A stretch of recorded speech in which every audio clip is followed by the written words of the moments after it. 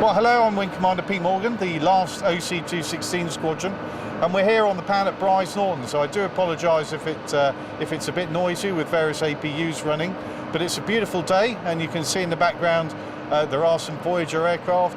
Sadly, no longer any TriStars here. Well, of course, as we came to the end of the TriStar era, we had 6 aircraft left in March, and we delivered 2 of them up to Bruntingthorpe in slow time, leaving us 4 to finish off our operational tasking for the last few weeks. We were holding the Falklands commitment all the way through till the 8th of March, and we kept doing Tanza until the 13th of March.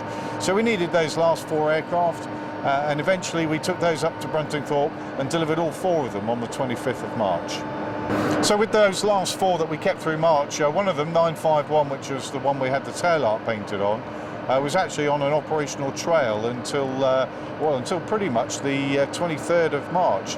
That'd been away for 2 weeks, out to taking fast jets out to Las Vegas and bringing 2 fast jets home again. So it kept working to the very end. The last actual operational flight was on the 24th of March, and we combined that with a media day. We had two aircraft flying that day. We filled one of them with enthusiasts. We had about 50 aviation enthusiasts on one aircraft, and then we had 50 members of the press on the other. So we took off in close succession and went off to do some air-to-air refueling, where we refueled 4 Typhoons and a Tornado. We were able to get some excellent footage for the media from that, and then once that was complete, the aircraft went and did a couple of flypasts at locations that have been significant for Brize Norton.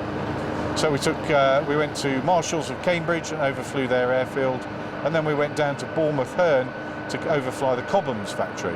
Again, they have been significant in providing us all of our air-to-air refueling equipment. And so, having had an excellent weather day on the 24th, the 25th arrived, and that was the day we were scheduled to deliver our last 4 aircraft. Sadly, the weather wasn't quite as good to us, and Bruntingthorpe is an unlicensed airfield, and we need specialist fire and air traffic agencies on the ground to be able to use it legitimately. The weather, we'd hoped to leave the first 2 aircraft at 9:30. We would have had a 125 that would have ferried the crews back to Brize and then taken the second wave about 12:30. As it turned out, the weather didn't really clear till coming on 2 o'clock in the afternoon. So we got the first wave in. They were delivered safely to Bruntingthorpe, but sadly our promised lift of a 125 failed to materialise, so the crews had to jump in a minibus and travel all the way back to Brize. What that meant was that the last wave didn't actually get airborne until about 18:30, starting to get quite dark. We managed to get up to Bruntingthorpe as quick as we could, but the last aircraft to land, 951, landed pretty much with only 8 minutes to go before official night time. The twilight had already passed, and it was certainly, the photographs show, it was certainly getting rather gloomy by then. And so, having delivered our last 4 aircraft and technically disbanded the squadron, it's time to really reflect on what it's been like as OC-216 over the last 2 years. I've been immensely proud of what the squadron's achieved, and looking back over the 30 years of the TriStar, we've been involved in pretty much every major conflict.